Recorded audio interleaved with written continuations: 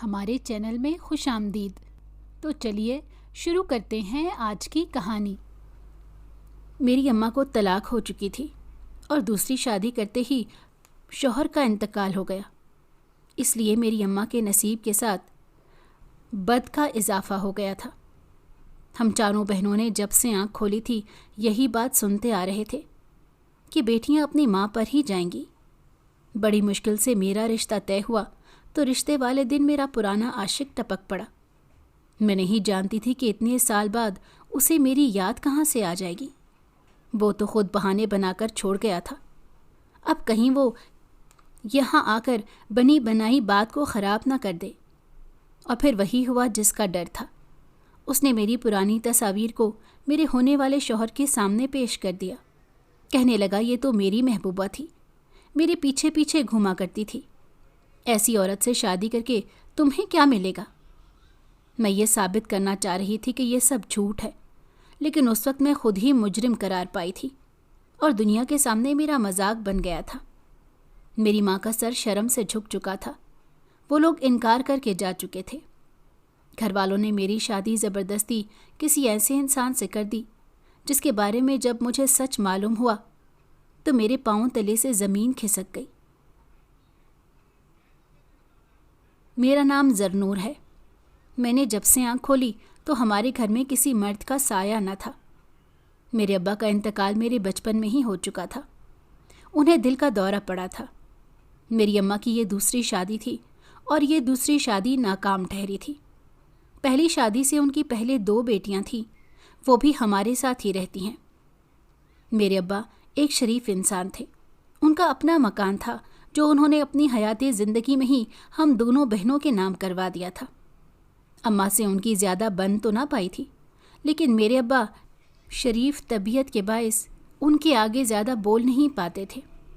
وہ ایک private company میں نوکری کرتے تھے۔ جب تک وہ زندہ رہے ہمارے گھر کے حالات بھی بہتر رہے۔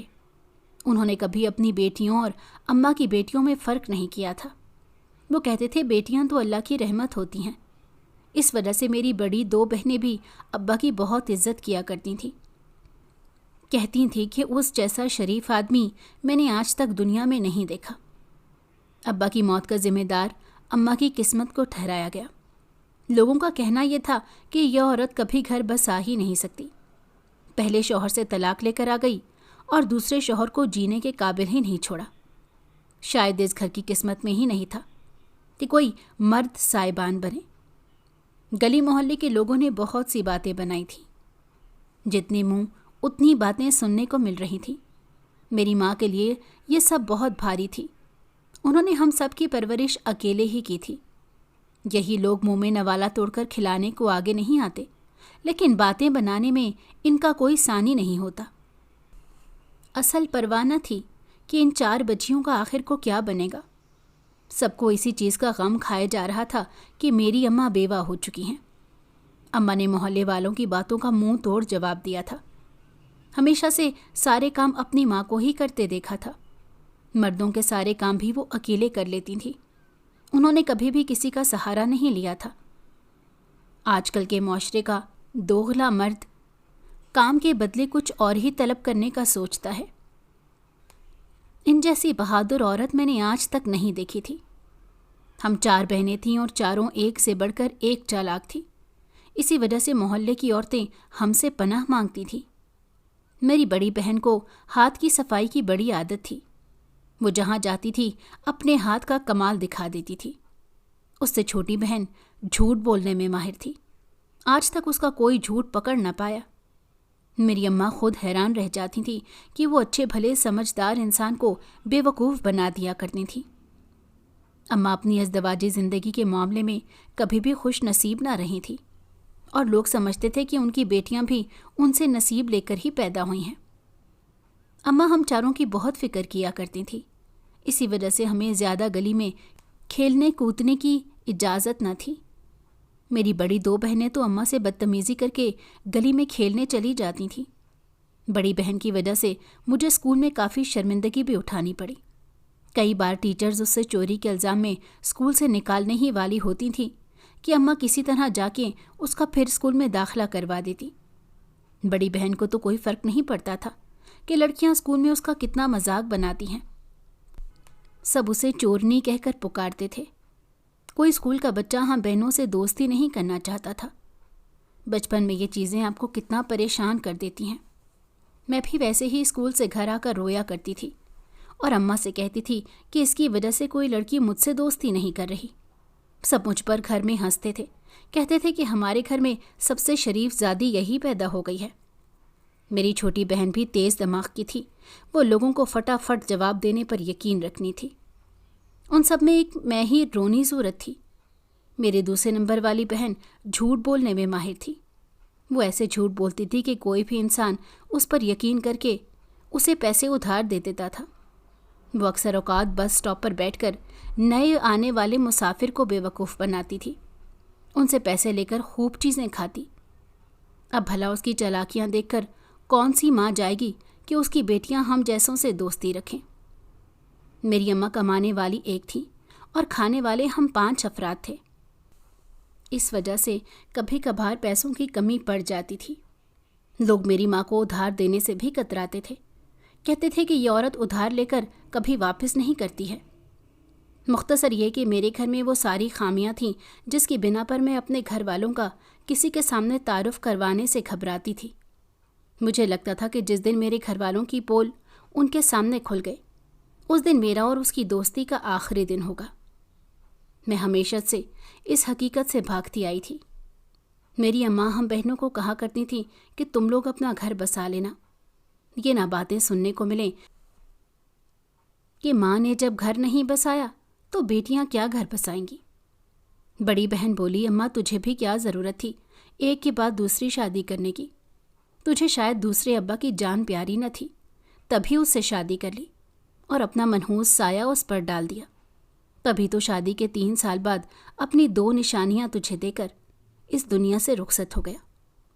میری اماں بولی، اب اس میں میرا کیا قصور ہے؟ ان کے باپ کی زندگی میں اوپر سے لکھوا کر تو نہیں لائی تھی، لیکن اللہ بخشے اس انسان کو ہمیں جاتے جاتے گھر کی چھت تو دے گیا، ورنہ تم لوگوں کے باپ نے تو ہم سے یہ چھت چھیننے میں کسر نہیں چھوڑی تھی۔ مجھے سبھی گھر کے افراد مطلبی لگتے تھے۔ مجھے لگتا تھا کہ یہ لوگ مطلب کی خاطر ہم سے میٹھے بن رہے ہیں۔ میری ماں کا شیریں لہجہ بن جاتا تھا، اماں کی زندگی کا ماضی دیکھ لو، یہ مستقبل کوئی بھی آپ کو روشن نہیں ملے گا کہ کسی کے ساتھ شیئر ہی کر سکو۔ یہ اپنے بھائیوں کے گھر تھی تب بھی وہاں پر تنگ تھی۔ ابا کا انتقال ان کے بچپن میں ہی ہو گیا تھا۔ ان کی اماں اور وہ اپنے بھائیوں پر بوجھ تھی۔ ان کے بھائی چاہتے تھے کہ اس کی جلد از جلد شادی ہو جائے، اسی وجہ سے اپنی ہی بیوی کے بھائی کے ساتھ اماں کی شادی کر دی۔ اماں وہاں جا کر بالکل بھی خوش نہ تھی۔ میری اماں شروع سے اپنی چلانے والی اور تیز زبان عورت تھی، اس وجہ سے وہاں تیز لوگوں کے ساتھ اپنا گزارا نہیں کر سکی۔ ویسے بھی یہ کہاوت تو بڑی مشہور ہے کہ ایک میان میں 2 تلواریں نہیں رہ سکتی ہیں۔ دونوں ایک دوسرے پر حکم چلانے والے تھے۔ اماں کی ساس نے بھی اپنا پورا کردار ادا کیا تھا۔ میری نانی ہمیشہ اماں کو سمجھاتی رہتی تھی کہ تھوڑا بہت سمجھوتا کر لو تو یہ رشتہ چل پڑے گا، کبھی اپنے شوہر کی سن لیا کرو۔ لیکن میری اماں کی وہی ایک عادت تھی کہ میں کسی کی نہیں سن سکتی ہوں۔ پہلے بھابھیوں کے ساتھ روز لڑائی جھگڑے رہتے تھے اور پھر شوہر کے گھر جا کر روز برتن توڑے جاتے تھے۔ بہت مشکلات سے یہ رشتہ بمشکل 6 سال ہی چل پایا تھا، اور 6 سال کے بعد اماں طلاق لے کر واپس اپنے بھائی کے گھر آ گئی تھی۔ اماں کی بھابھیوں نے کہہ دیا تھا کہ یہ زیادہ عرصے ہمارے اور 2 بیٹیوں کے ساتھ نہیں رہ سکتی۔ اماں کے بھائی بھی چاہتے تھے کہ جلد از جلد ہی اماں کی شادی ہو جائے۔ محلے میں باتیں بننی شروع ہو گئی تھیں کہ یہ لڑکی کبھی گھر نہیں بسا سکتی۔ اس صورتحال میں میرے ابا کا رشتہ سامنے آیا، اور یہ کسی غنیمت سے کم نہیں تھا، کیونکہ نانی سمیت سب نے سمجھنا شروع کر دیا تھا کہ شاید ہی اب کوئی رشتہ آئے۔ میرے ابا کی عمر گزر چکی تھی، اب وہ 40 سے اوپر کے ہو گئے تھے۔ ان کے سر کے بال بھی جھڑ چکے تھے۔ اس عمر میں کوئی کنواری دوشیزہ کا ملنا مشکل تھا۔ وہ خود بھی چاہتے تھے کہ انہیں ان کی ہم عمر لڑکی ہی ملے۔ میری اماں کی عمر ان سے 10 برس کم تھی، اور خوبصورتی کی وجہ سے میری اماں 25 سال کی جوان لڑکی نظر آتی تھی۔ اماں کی خوبصورتی کے باعث یہ رشتہ طے پا گیا۔ میری نانی نے ابا کو پہلے دن سے ہی خبردار کر دیا تھا کہ میری بیٹی ذرا غصے کی تیز ہے، اگر کبھی غصے میں کوئی بات بول دے تو درگزر کر دینا۔ ابا نے کھلے دل کے ساتھ نہ صرف اماں کو بلکہ ان کی 2 بیٹیوں کو بھی اپنا لیا تھا، اور بھائیوں نے کہہ دیا کہ اگر یہاں بھی گھر نہ بسا سکو تو واپس لوٹ کر آنے کی ضرورت نہیں ہے، اپنی بیٹیوں کو لے کر تم کسی یتیم خانے میں رہ لینا۔ جب تک نانی حیات رہیں ہم نانی سے ملنے لازمی جایا کرتے تھے، کچھ دیر ٹھہر کر واپس آ جاتے تھے، کیونکہ میری ممانیوں کو وہاں ہمارا زیادہ دیر رکنا پسند نہیں تھا۔ اماں کے پہلے شوہر نے بھی دوسری شادی کر لی تھی، لیکن ایک بار عورت ذات پر الزام لگ جائے تو وہ ساری زندگی بھی دھوتی رہے تو دھلتا نہیں ہے۔ بس اماں کی ذات کے ساتھ یہ چیز منسوب ہو گئی تھی کہ میری اماں کبھی گھر نہیں بسا سکتی۔ میرے ابا سے شادی کرنے سے پہلے اماں کو طلاق ہو چکی تھی۔ اس سے میری بڑی 2 بہنیں تھیں، جبکہ میرے ابا شریف انسان تھے، اس وجہ سے جلد ہی اماں کی عادتوں کو دیکھ کر اس دنیا سے رخصت کر گئے، اور ہم میرے ابا کے مکان میں ہی رہ گئے تھے۔ مجھ سے چھوٹی ایک بہن تھی جو میری اسی ابا سے تھی۔ اب میری اماں تیسری شادی کے چکر میں تھی۔ اماں کے رشتہ داروں نے تو اماں سے قطعی تعلق کر لیا تھا۔ کبھی اماں ازدواجی زندگی کے بارے میں ذکر نہ کرتی تھیں۔ وہ شروع سے سخت طبیعت والی ماں تھی۔ مجھے اماں کی عادتیں بالکل پسند نہیں تھی۔ صبح کی گھر سے نکلی واپسی کا راستہ بھول جاتی تھی، سوال کرو تو آگے سے 2 تھپڑ مار کر گالیاں نکالتی تھیں۔ زندگی سب کے لیے ایک جیسی نہیں ہوتی۔ میرے ابا کے انتقال کے بعد تو زندگی بدل گئی تھی۔ میری اماں صبح سے کام پر نکل جاتی تھی اور رات گئے لوگوں کے گھروں میں چکر لگانے کے بعد واپس آتی تھیں۔ میری اماں نے اپنی آزادی کو کھل کر جینا شروع کر دیا تھا، اور کھانے پکانے کی ذمہ داری میری بڑی بہن کے اوپر تھی، جو ہمیشہ اپنے کام میں ڈنڈی مارا کرتی تھی۔ اگر ہم اسے کچھ کھانے پکانے کا کہہ دیتے تو آگے سے چیخنا شروع ہو جاتی تھی، کہتی تھی کہ میری بھی کوئی زندگی ہے، ماں تو اپنی عیاشیوں کے لیے گھر سے باہر نکل جاتی ہے اور تم لوگ میری ہی بوٹیاں کر کے کھا جاؤ۔ اماں جب رات کو واپس آتی تو گھر میں ٹھیک ہنگامہ لگتا تھا۔ بہن کو بھی مار پڑتی تھی، اور کبھی کبھار تو ماں غصے سے ہمیں بھی مارتی تھی، کہتی تھی کہ تم بیٹیوں نے مجھے ایک پل کا سکون نہیں دیا۔ گلی محلے والے بھی شاید ہمارے اس تماشے کے عادی ہو چکے تھے۔ میں جس اسکول میں پڑھتی تھی وہاں سارے گلی محلے کے بچے ہی پڑھنے کو آتے تھے۔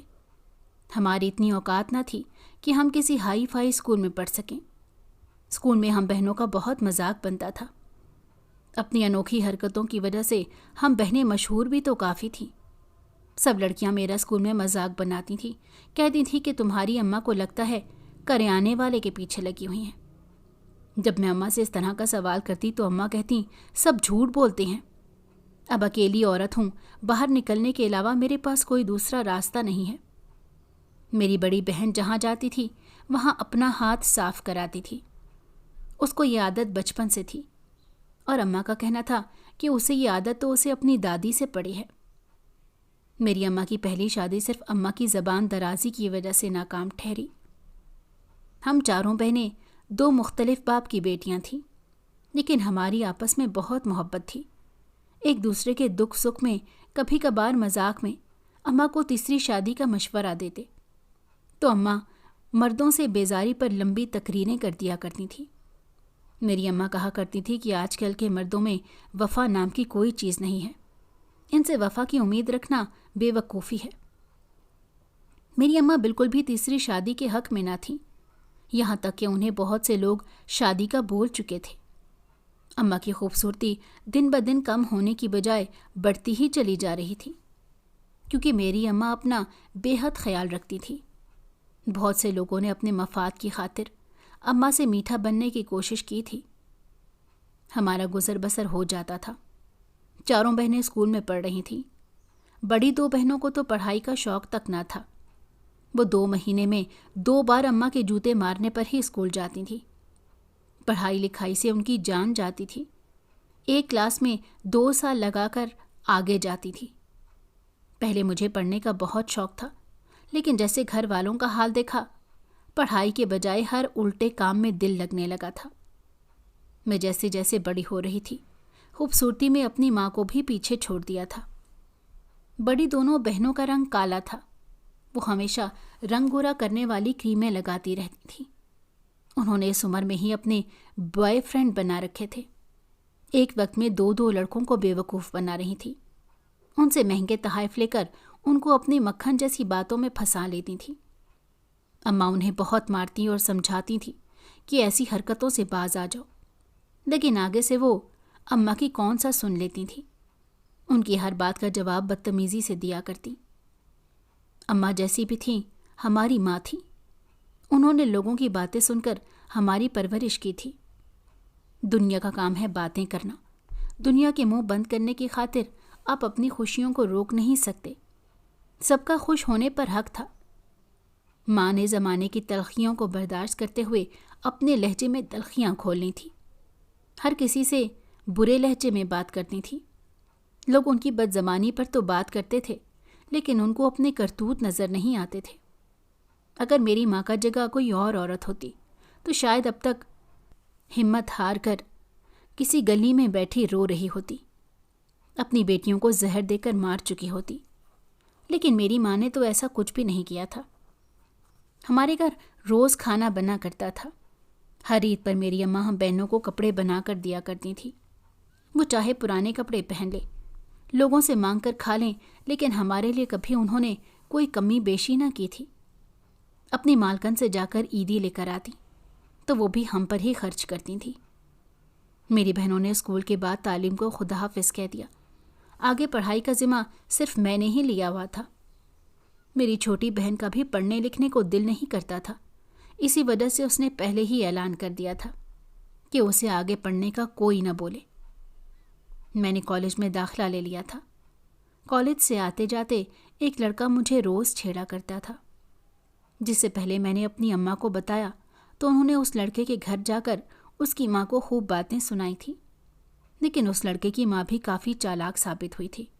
वो उल्टा मेरे ऊपर ही इल्ज़ाम लगाने लगी कि तुम्हारी बेटी ने ही कोई इशारेबाजी की होगी, तभी मेरा भोला बेटा तुम्हारी बेटी के पीछे लग पड़ा है। जिस बात पर बहुत गुस्सा आया था।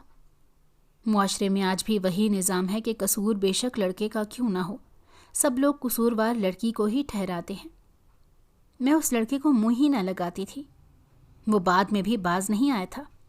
हमेशा मेरे पीछे पीछे घूमता था, लेकिन मैं उसे हमेशा अच्छी खासी सुना दिया करती थी। अब तो मोहल्ले में मशहूर होने लगा था। कुछ लोग बातें करने लगे थे कि मैंने उस लड़के को अपने पीछे लगा रखा है। मैंने उसे हर तरह से समझाने की कोशिश कर ली थी। कहने लगा कि आपके बगैर मुझे सुकून मुयस्सर नहीं है। मैं आपसे सच्ची मोहब्बत करता हूँ। मैंने अपनी बहनों को बताया तो कहने लगी, सच्चा पक्का आशिक है। उसकी बातों का अब मैं जवाब देने लगी थी। धीरे धीरे हमारी दोस्ती बढ़ने लगी थी। वो मेरी हर बात को सुनता था। मेरी इतनी तारीफ़ें करता था कि मुझे अपना आप हसीन तरीन लगने लगता था। इस बात का इल्म मेरी माँ को नहीं था। मैंने उनसे छुपाकर दोस्ती की हुई थी। मैं नहीं चाहती थी कि मेरी माँ मुझे भी मेरी बहनों की तरह ताने मारे, बल्कि मैं अपनी बहनों से भी चीज़ें छुपा लिया करती थी। लेकिन ये दोस्ती चंद दिन ही हसीन रही। उसके बाद हमारे दरमियान लड़ाई झगड़े होने लगे। वो हर बात में रोक टोक करता था। उसे मेरा सज संवर कर कॉलेज जाना पसंद नहीं था। वो कहने लगा, तुम मर्दों को लुभाने की खातिर इतना तैयार होती हो। वो हर बार मुझ पर शक करता था। कभी कभार मैं उसे समझा बुझाकर थक जाती थी कि मैं ऐसी वैसी लड़की नहीं हूँ। मैंने उससे वफा की है। लेकिन अजीब मर्द था। उसके बदलते रवैये का मुझे अंदाज़ा होने लगा था कि ये मर्द भी कितनी जल्दी अपना रंग बदल लेते हैं। अब उसके 100 बहाने होते थे। अगर मैं उससे कह देती कि इतना ही हक जमाना है तो अपनी वालदा को भेज दो मेरे घर में, मैं अपनी अम्मा को मना लूँगी, फिर हमारी शादी हो जाएगी, तो तुम जिस तरह चाहोगे मुझ पर हक जमा सकते हो और मुझ पर शक करने की कोई गुंजाइश भी नहीं रहेगी। हर बार कह देता था कि इतना जल्दी ये सब कुछ नहीं हो सकता। मुझे मालूम हो गया था कि वो सिर्फ बहाने बना रहा है। असल मकसद उसका सिर्फ वक्त गुजारी करना था। اور وہ کر چکا ہے، صرف اس چیز کے پیچھے ہی بھاگتا ہے جو اسے لا حاصل نظر آتی ہے۔ اب میں اس کی پہنچ میں آ گئی تھی، اسی لیے وہ بہانے بنانے لگا تھا۔ اب اس کا شکار کوئی اور لڑکی ہوگی۔ اس طرح کے مرد بہت سے آتے ہیں کھاٹ گھاٹ کا پانی پینے کے بعد۔ انہیں عورت ہی مظلوم اور معصوم چاہیے ہوتی ہے۔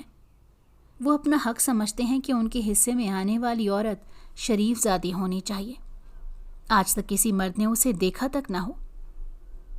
بچپن سے آج تک بھی اپنی ماں کو ہی میں غلط سمجھتی آئی تھی۔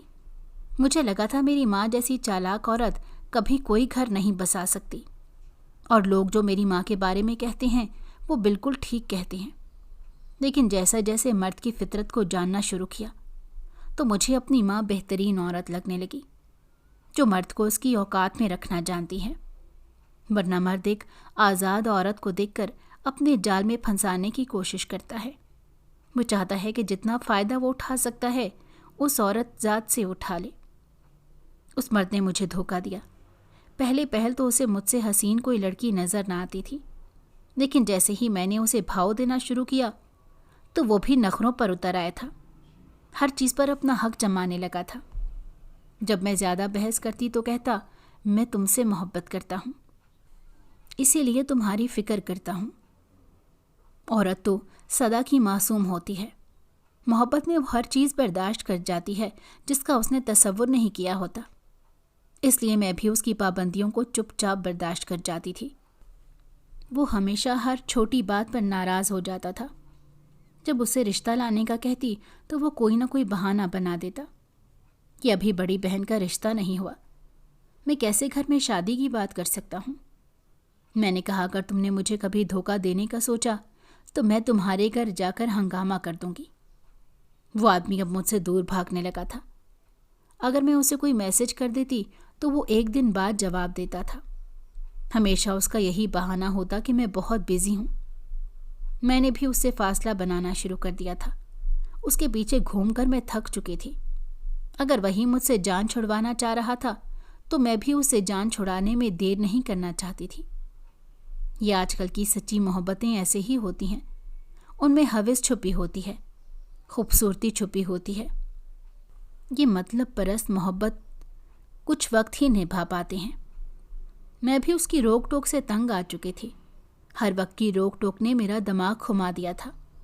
میری بہنیں کہنے لگی یہ پیچھا چھڑانے کے نئے بہانے سوچ رہا ہے، تم اس کے پیچھے جتنا بھاگو گی یہ اتنا ہی تمہیں ذلیل کرے گا، اس لیے اس شخص کو اس کے حال پر چھوڑ دو۔ ایسے مرد آخر میں اپنی ماں کی ہی سنتے ہیں اور خود کو مجبور ظاہر کر کے بری ذمہ ہو جاتے ہیں۔ اس کے بعد ہمارے درمیان بات چیت بند ہو چکی تھی۔ بڑی بہن کے رشتے دیکھے جانے لگے تھے۔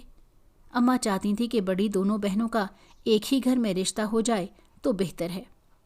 جو بھی رشتے آتے پہلے تو اچھا خاصا کھانا کھانے کے بعد کسی نہ کسی بہانے انکار کر جاتے۔ اب تو میں تنگ آ چکی تھی۔ ہمارے مہینے کا راشن ہفتوں میں ختم ہو جاتا تھا۔ رشتے والے جو بھی آتے تھے ان کے سامنے اچھے لوازمات پیش کیے جاتے تھے، اور آخر میں ہمیشہ انکار سننے کو ملتا تھا۔ کئی بار تو کہہ دیتے تھے کہ آپ نے جب 2 مردوں کے ساتھ نبھانا ضروری نہ سمجھا تو شاید آپ کی بیٹیاں بھی اسی طرح کی نکلیں۔ کچھ لوگ میری بہنوں کی رنگت کا مذاق بنا کر چلے جاتے۔ اپنا بیٹا چاہے جیسا کوجا بھی کیوں نہ ہو، لیکن انہیں بہو کترینہ کیف جیسی چاہیے ہوتی ہے۔ ایسے دوغلے مردوں سے بہت نفرت تھی۔ ماموں لوگوں نے بھی کنارہ کشی کر لی تھی۔ میری اماں نے تو ماموں کو بھی کہا تھا کہ آپ دونوں میں سے کسی ایک بیٹی کا رشتہ اپنے بیٹے سے کرنا چاہیں تو میں دینے کو تیار ہوں۔ ادھر میری بہنوں کا بس نہیں چل رہا تھا کہ کسی طرح کوئی رشتہ ہو اور وہ اس گھر سے پیچھا چھڑا کر جائیں۔ ماموں نے یہ کہہ کر کنارہ کشی کر لی تھی کہ ان کی بیگم اس رشتے پر نہیں مان رہی۔ آخر کو گزارا تو ان کی بیگم نہیں بہو کے ساتھ کرنا ہے۔ ایک تو گھر غریب تھا، اوپر سے میری اماں کا ماضی بھی عجیب و غریب تھا، اور بیٹیوں کے رشتے کرتے وقت ماں کا کردار لازمی دیکھا جاتا ہے۔ میری اماں لاکھ چاہے معاشرے کو سمجھا دیں لیکن تب معاشرہ بدل نہیں سکتا۔ رشتے والی کے بھی سکریو ٹائٹ کر دیے تھے، جو ہر عجیب و غریب رشتہ لے کر ہمارے گھر آ جاتی تھی۔ اماں نے اسے اچھے طریقے سے سمجھا دیا تھا کہ وہی رشتہ لے کر آنا جس کو میرے ماضی سے کوئی سروکار نہ ہو۔ اس دن کے بعد رشتے آنا ہی بند ہو گئے تھے۔ میری بہنیں تو بے شرموں کی طرح اماں سے پوچھ لیتی تھیں کہ ہمارے رشتے آنا کیوں بند ہو گئے ہیں۔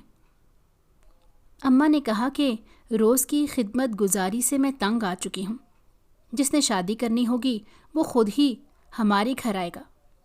اب مجھے لوگوں کے سامنے تم لوگوں کو پیش کرتے ہوئے بھی شرمندگی ہوتی ہے۔ جن کی ایک بیٹی ہو ان کی راتوں کی نیند حرام ہوئی ہوتی ہے۔ ہمارے گھر میں تو اللہ کے فضل سے 4 بیٹیاں تھیں۔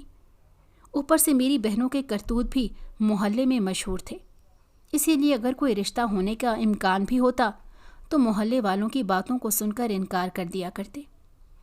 اگر یہ گھر میرے ابا کے نام نہ ہوتا تو شاید محلے والے ہمیں یہاں رہنے بھی نہ دیتے۔ ان کی نظر میں تو ہم خراب ہوتے تھے۔ اپنے مردوں کے بارے میں ان کی کوئی رائے نہ تھی، جو آتے جاتے لڑکیوں کو آنکھیں پھاڑ کر دیکھا کرتے تھے۔ اصل حقیقت تو ہمیں معلوم تھی کہ کس گھر کا مرد کتنا شریف ہے۔ بالآخر ڈھونڈ ڈھونڈ کر بہنوں کے رشتے طے کر دیے گئے۔ ان سے بڑی عمر کے لڑکوں سے رشتے طے ہوئے، لیکن میری اماں کہتی ہیں کہ مرد کی جیب دیکھی جاتی ہے، اس کا حسن نہیں دیکھا جاتا، اور حسن تو لڑکی کا دیکھا جاتا ہے۔ میری بہنوں کا رنگ کریموں سے کچھ نہ کچھ سفید ہو ہی گیا تھا، باقی ان کی عمر نے کمال کر دکھایا تھا۔ اب 20 برس کی لڑکیاں اگر 40 سال کے بوڑھے کو دے دی جائیں تو وہ تو خوشی ہو جائے گا۔ میری دونوں بہنوں کا گھر سادگی سے بس گیا۔ اماں نے زیادہ انتظامات نہیں کیے تھے، سادگی سے ہی سب کچھ طے پایا تھا۔ گھر میں تو یوں لگا کہ جیسے بس عام سی دعوت ہوئی اور بہنوں کو رخصت کر دیا۔ لال چنری اوڑھ کر اماں نے انہیں بات ضرور کہی تھی کہ تم لوگوں نے گھر بسا کر دکھانا ہے، میری تربیت پر کوئی سوال نہیں آنا چاہیے۔ تم لوگوں کے باپ کے چلے جانے کے بعد میں نے جس طرح لوگوں کی گندی نگاہوں کا سامنا کرتے ہوئے تم لوگوں کی ضروریات کو پورا کیا ہے، یہ میں ہی جانتی ہوں۔ 2 وقت کی روٹی بھی نہ پوری ہوتی اگر میں گھر سے باہر نہ نکلتی، اور عورت کو خود چالاک بننا پڑتا ہے، ورنہ یہ معاشرہ اکیلے اسے نوچ کھاتا ہے۔ بہنوں کے چلے جانے سے خاصی ذمہ داریاں میرے کاندھوں پر آ گئی تھیں۔ اوپر سے ان کے جانے کی اداسی الگ تھی۔ وہ اب اپنے گھر پر خوش تھی۔ ان کے شوہر انہیں پلکوں پر بٹھا کر رکھتے تھے۔ بڑی عمر کے مرد تھے، بڑی مشکل سے ان کی شادی ہوئی تھی۔ وہ نہیں چاہتے تھے کہ بیوی بھی چھوڑ کر چلی جائے۔ میری بہنیں خوب ناز نخرے اٹھوا رہی تھیں۔ لوگوں کا کام ہے باتیں کرنا، اسی لیے وہ اپنا کام بخوبی انجام دے رہے تھے۔ کہنے لگے کہ دولت کی لالچ کی خاطر اس ماں نے بیٹیوں کی شادی بڑی عمر کے شخص کے ساتھ کر دی۔ ان کا یہ ضمیر اس وقت مردہ ہو چکا تھا جب ہمارے گھر رشتے والے انکار کر کے چلے جاتے تھے۔ میری ماں ساری رات جا کر گزارا کرتی تھی، اور رشتے والی آ کر منہ پر جواب دے دیا کرتی تھی کہ انہیں ہم جیسے گھر میں شادی نہیں کرنی۔ اب اگر میری بہنوں کا گھر بس گیا تھا تو یہ لوگ ان کے ذہنوں میں عجیب و غریب باتیں ڈالنا چاہتے تھے۔ میری بہنیں بھی خاصی سمجھدار تھیں۔ بڑی بہن کی عادت کسی نہ کسی طرح چھٹ گئی تھی۔ اماں نے کہہ دیا تھا کہ بیٹی اگر گھر بسانا ہے تو ہاتھ کی صفائی کو روکنا پڑے گا۔ بچپن میں تم لوگوں کی یہ غلطی میں درگزر کر دیا کرتی تھی، لیکن اب یہ غلطیاں گھر توڑنے کی وجہ بھی بن سکتی ہیں۔ ان کی شادی ہوئی تو اماں نے میری شادی کا ذمہ اٹھا لیا۔ کہنے لگیں کہ اب سے ڈھونڈنا شروع کروں گی تو ہی کوئی رشتہ ہاتھ میں آئے گا۔ میں ان سب سے زیادہ خوبصورت تھی، اس لیے میری اماں کہنے لگیں رنگ روپ پر کوئی بات نہیں اٹھا سکتا۔ جب سے بہنوں کی شادی ہوئی تھی عورتیں یہی مذاق بناتی تھیں کہ اب وہاں رشتہ کب ٹوٹ رہا ہے، تمہاری بیٹیاں زیادہ تر ایک گھر نہیں بسا پاتی۔ میری ممانی گھر پر آ کر باتیں بنانے لگیں۔ میری اماں نے میرا رشتہ بھی تلاش کر لیا تھا۔ وہ اچھے اور شریف لوگ تھے۔ ان کا بیٹا بھی میرے ہم عمر ہی تھا۔ میری بہنیں بھی کھرا کر یہ رشتہ پکا کروا چکی تھی۔ کہنے لگیں لڑکا تو ہمیں پسند ہے۔ کچھ ہی دنوں میں میری شادی کی ڈیٹ فکس ہو گئی۔ گھر میں شادی کی تیاریاں چلنے لگیں۔ اس بار اماں چاہتی تھی کہ ان کی برابری کی دعوت کی جائے۔ بڑی بہنوں کو بھی بلا لیا گیا تھا، وہ بھی اپنا حصہ ڈالنے کو آ گئی تھیں۔ میں بہت خوش تھی کہ آخرکار میری شادی ہونے جا رہی ہے۔ میں نے اپنے ہونے والے شوہر سے یہ اقرار لیا تھا کہ وہ مجھے آگے پڑھائے گا۔ یہ چند مہینے منٹوں میں گزر گئے اور آخرکار میری شادی کا دن بھی آ گیا۔ گلی میں ہی ٹینٹ لگا کر محلے کو سجایا گیا تھا۔ سب کچھ اچھے سے جا رہا تھا کہ اچانک ایک ہنگامہ مچ گیا۔ میرا پرانا عاشق اس شادی میں پہنچ گیا۔ وہ آتے ہی شور مچانے لگا، کہنے لگا یہ شادی نہیں ہو سکتی، یہ لڑکی اچھی نہیں ہے۔ میں کافی حیران ہوئی تھی اسے یہاں دیکھ کر، پریشان بھی ہو گئی تھی۔ اتنے عرصے تک تو وہ غائب تھا۔ میری ماں کہنے لگی یہ لڑکا پہلے سے ہی میری بیٹی کا پیچھا کرتا ہے، اب یہ جھوٹ بولنے کو یہاں آ گیا ہے۔ لیکن اس بدبخت کے پاس میری پرانی تصاویر تھی جس کو اس نے میرے ہونے والے شوہر کے سامنے پیش کر دیا۔ کہنے لگا کہ اس کی ماں بھی ایسی ہی عورت ہے، ہر مرد کے ساتھ کھڑی ہو کر گپیں لگانے لگ جاتی ہے۔ محلے والے بھی مجھے ہی قصوروار سمجھ رہے تھے۔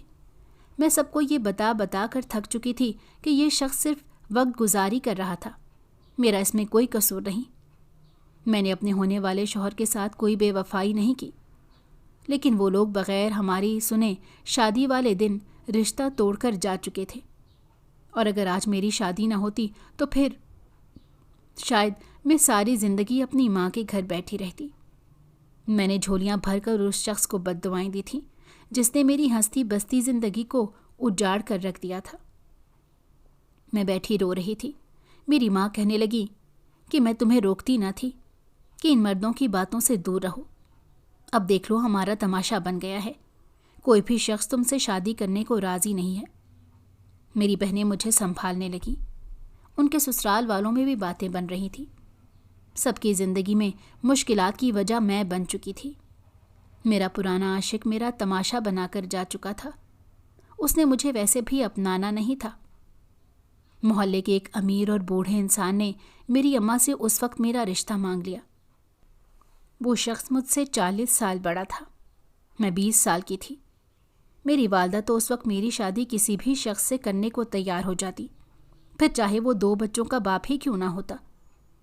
اس بوڑھے انسان کی بیوی مر چکی تھی، دولت کے سبب عیاشی کرنے میں پہلے ہی مشہور تھا۔ محلے میں پہلے اس کے بارے میں کوئی اچھی افواہیں نہ ہی تھی۔ یہ ہوس پرست انسان تھا، لیکن گھر والوں نے میری شادی اس کے ساتھ طے کر دی اور سادگی کے ساتھ نکاح کر کے میں اس کے گھر رخصت ہو گئی۔ یہ شخص جتنا ہوس پرست تھا اس کا اندازہ لگانا مشکل تھا۔ مجھے یوں لگا کہ جیسے میں کسی زندان میں بند ہو گئی ہوں جہاں میرے حسن کی قیمت کو روز وصول کیا جاتا تھا۔ میری بہنیں مجھے حوصلہ دینے لگیں، کہنے لگیں کچھ عرصے تک یہ بوڑھا انسان مر جائے گا، پھر تمہاری عیاشی ہوگی، جب تک تمہیں اس کے ساتھ گزارا کرنا ہوگا، ورنہ یہ لوگ تمہیں دوبارہ جینے بھی نہ دیں۔ محلے والے الگ باتیں بنائیں گے۔ جیسے ہی اس کے گھر رخصت ہو کے گئی تو میں نے اپنا دماغ بنا لیا تھا کہ اب چاہے جو بھی ہو جائے اس بوڑھے انسان کے ساتھ زندگی کے 5-6 سال سے زیادہ نہیں مجھے گزارنا، اور اپنی ماں کو مزید دکھی نہیں کر سکتی تھی۔ اس عاشق سے یاری لگاتے وقت میری بھی غلطی تھی، مجھے اس شخص کی باتوں کا اعتبار ہی نہیں کرنا چاہیے تھا۔ مجھ جیسا شخص تو رنگ بدلتا ہے، آج تک میں نے کچھ ایسا شخص نہیں دیکھا۔ ویسے ہی اس کے گھر رخصت ہو کر گئی تو آگے کہوں کی آوازیں آ رہی تھیں۔ سامنے بیٹھے شخص کو دیکھ کر میرا پارا ہائی ہو چکا تھا۔ میں غصے سے اس کی جانب گئی، اسے مارنے لگی تو میرے شوہر نے پکڑ کر مجھے پیچھے کر لیا، کہنے لگا کہ اس کا احسان مند ہوں، اگر یہ آج نہ ہوتا تو تمہاری جیسی حسن کی پری میرے ہاتھوں سے نکل جاتی۔ میں نے اتنے عرصے سے تمہیں دیکھا نہیں تھا، اور آج تمہاری شادی پر تمہیں دیکھنے کا اتفاق ہوا تو میرے دماغ نے تیزی سے کام کرنا شروع کیا۔ اس وقت اس کو پیسوں کا لالچ دے کر میں نے بڑی مشکل سے اسے ہنگامہ کرنے کے لیے بلایا تھا۔ تم تو میرے حسن کی رانی ہو۔ میں غصے سے ان دونوں کو دیکھنے لگی، ان دونوں نے میرا تماشا بنایا تھا۔ جیسے ہی میں گھر سے نکلنے کی کوشش کرنے لگی میرے شوہر نے مجھے پکڑ لیا، کہنے لگا کہ تمہیں اتنی جلدی جانے نہیں دوں گا، تم سمجھوتا کر لو، دیکھ لو پورے محلے میں تمہارا تماشا بن چکا ہے، اگر یہاں سے بھاگ گئی تو سب کے لینے کے دینے پڑ جائیں گے۔ میں 1 منٹ نہیں رک سکتی تھی، ان لوگوں نے مجھے دھوکہ دیا تھا۔ میں نے کسی شخص کو زور سے پیچھے کی جانب دھکا دیا۔ عمر میں وہ مجھ سے بڑا ہونے کی وجہ سے اپنا آپ سنبھال کر نہ رکھ سکا۔ میں وہاں سے موقع اٹھا کر بھاگ نکلی تھی۔ مجھے معلوم تھا کہ اگر گھر جا رہی ہوں تو کل تک میری ماں مجھے 4 باتیں سمجھا کر واپس بھیج دے گی اور اس شخص کے ساتھ اس کی عمر کے ساتھ بھی سمجھوتا کر لے گی۔ میں اس بات کو کیسے نظر انداز کر سکتی تھی کہ میری عزت کو داغدار کرنے والا یہ شخص تھا۔ مجھے معلوم نہیں تھا کہ میں یہاں سے بھاگ کر کہاں جاؤں گی۔ میرا تو کوئی ٹھکانہ بھی نہیں تھا۔ اپنی بہنوں کو فون کرنے کا یہ موقع نہ تھا۔ ننگے پاؤں دلہن بنے میں سڑک پر بھاگتی جا رہی تھی۔ وہ ویران سڑکیں زی روح سے خالی ہو چکی تھیں۔ رات کے 2 بج رہے تھے۔ سب اپنے گھروں میں آرام کرنے کے لیے گھس چکے تھے اور میری تیز رفتار سپیڈ گاڑی سے ٹکر ہو چکی تھی۔ گاڑی سے ٹکراتے دوران میں سڑک پر گری اور اس کے بعد مجھے ہوش نہ تھا کہ میرے ساتھ کیا ہوا۔ جب ہوش آیا تو دیکھا کہ ایک کمرے میں لیٹی ہوئی ہوں۔ میرے قریب ایک عورت بیٹھی تھی جو مجھے ہوش میں آتا دیکھ کر شکر ادا کرنے لگی۔ کہنے لگی کہ میرے بیٹے کی گاڑی تم سے کل رات ٹکرا گئی تھی اور وہ تمہیں گھر لے آیا۔ اگر تم اپنے گھر کا پتہ دے تو میں تمہیں تمہارے گھر بھیج دیتی ہوں۔ میں رونا شروع ہو گئی۔ مجھے یوں دلہن کی حالت میں بھاگتا دیکھ کر وہ کچھ نہ کچھ تو سمجھ گئی تھی۔ کہنے لگیں کہ اپنے گھر سے بھاگی ہو یا شاید عاشق نے تمہیں دھوکہ دے دیا ہے، لیکن والدین سے بڑھ کر کوئی عزیز نہیں ہوتا، وہ تمہیں اپنا لیں گے۔ میں سر جھکا گئی، انہیں ساری بات بتا دی۔ کبھی کبھار برے وقت میں آپ کسی انجان پر بھی بھروسہ کر لیتے ہیں، اور میں بھی اس وقت کسی انجان عورت پر بھروسہ کر رہی تھی۔ میری ساری کہانی سن کر وہ افسوس کرنے لگی۔ کہنے لگی کہ آج کل کا معاشرہ ایسا ہی ہے کہ مرد اپنی غلطی کبھی تسلیم نہیں کرتا۔ تمہاری چھوٹی سی غلطی تمہاری زندگی کا سب سے بڑا گناہ بن گئی۔ مجھے مزید روتا دیکھ کر اس عورت نے میری مدد کرنے کا سوچا تھا۔ کہنے لگی کہ تم مجھے اپنے ساتھ اپنے گھر لے چلو، باقی کا معاملہ میں خود سمجھا لوں گی۔ وہ میرے ساتھ میرے گھر تو چلی گئی۔ میرا دل تیزی سے اوپر نیچے ہو رہا تھا۔ میرے شوہر نے پورے محلے میں ہنگامہ کر دیا تھا کہ وہ رات ہی اپنے عاشق کے ساتھ بھاگ چکی ہے، اور میری ماں اس کی بات پر یقین کر کے بیٹھی تھی۔ لیکن جیسے ہی اس عورت نے ساری کہانی سنائی اور میرے شوہر پر الٹا کیس کر دیا، وہ انسان تو یہ سمجھ ہی نہیں پا رہا تھا کہ اچانک بیٹھے بٹھائے اس پر کیس کدھر سے ہو گیا۔ کورٹ کچہری کے چکر لگاتے مجھے آخرکار طلاق مل ہی گئی تھی۔ میری ماں کا نصیب شاید آگے میری زندگی میں لکھا جا چکا تھا۔ اس عورت نے میری بہت مدد کی تھی، میں اس کی بہت شکر گزار تھی۔ میری ماں پریشان رہا کرتی تھی۔ اس عورت نے اپنے بیٹے کے لیے میرا رشتہ مانگ لیا تھا۔ کہنے لگی کہ میرے بیٹے کی پہلی شادی سے ایک بیٹا ہے۔ وہ شادی صرف اسی وجہ سے کامیاب نہ ہو سکی کہ میری بہو ابھی اولاد نہیں چاہتی تھی، اور اپنے بیٹے کو ہمارے پاس چھوڑ کر خود دوسری شادی کر چکی ہے۔ میرا بیٹا اپنے بیٹے کے لیے کسی ماں کی تلاش میں ہے، اور تم سے بہتر ان کا کوئی درد نہیں سمجھ سکتا۔ یوں سادگی سے میری دوسری شادی ہو گئی۔ میرے شوہر ایک پڑھے لکھے سمجھدار انسان تھے۔ ہم دونوں نے ایک دوسرے کو سمجھنے کا وقت دیا تھا۔ میں ان کی اولاد کو اپنی اولاد کی طرح ہی سمجھتی تھی۔ ہماری زندگی بہت بہتر ہو گئی تھی۔ کس نے سوچا تھا کہ میں تنگ مکانوں میں رہنے والی ایک عام سی لڑکی اتنے بڑے محل میں چلی جاؤں گی۔